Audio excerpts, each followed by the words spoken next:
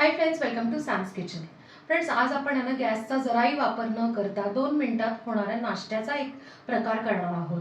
ते आहे साखर आणि गूळ विरहित मस्त अशी हाय प्रोटीन स्मूदी, जी अगदी लहान मुलांपासून ती आजी आजोबांपर्यंत आवडणारी आणि त्यांना चालणारी सुद्धा. हाय प्रोटीन स्मूदीसाठी आपण इकडे ना मखाणे घेतलेत. 1 बाउल आपण मखाणे घेतलेत. त्यात आता आहे ना एक 3 ते 4 आपण आहे ना खजूर घालायचे. ह्याच्यातल्या बिया काढलेल्या आहेत मी. थोडंसं आपण केशर घालणार आहे. 1 ग्लास दूध आपण ह्याच्यात घालायचं आणि हे 15 मिनिटं छानपैकी आहे ना भिजायला ठेवून टाकायचं.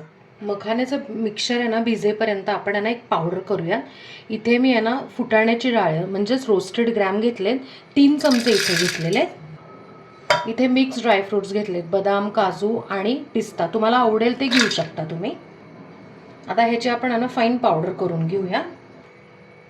आपण ह्याची मस्त अशी ना फाईन पावडर करून घेतलेली आहे.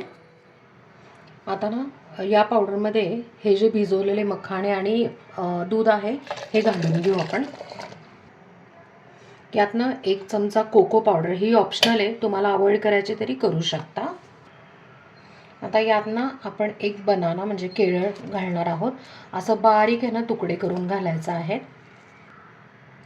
प्रोबायोटिक्ससाठी आपण आहे ना 2 चमचे दही घालणार आहोत. आपण मखाने भिजवताना 1 ग्लास दूध वापरलेलं होतं. आता अजून 1 ग्लास दूध वापरायचं आहे किंवा ॲड करायचं आहे. एकूण आपण आहे ना 2 ग्लास दूध वापरलेलं आहे. आता काय करायचं आहे, ग्राइंड करून छानपैकी ना स्मूदी तयार करून घेऊ. स्मूदी आपली तयार आहे. आता ही तुम्ही आहे ना अर्धा तास वगैरे आहे ना थोडी, जर तुम्हाला वेळ असेल तर आहे ना छान थंड करून पिऊ शकता. थोड्या वेळ फ्रीजमध्ये ठेवू शकता. फ्रेंड्स, मस्त असं गूळ आणि साखर विरहित हाय प्रोटीन पौष्टिक अशी स्मूदी तयार आहे आणि आपण ती इथे सर्व करून घेतो आहे. आता गार्निशिंगसाठी आपण त्याच्यावर ना ड्रायफ्रूट्स म्हणजेच आहे ना कुठलेही ड्रायफ्रूट्स तुम्ही यूज करू शकता. इथे मी आहे ना बदामाचे काप यूज केलेले आहे.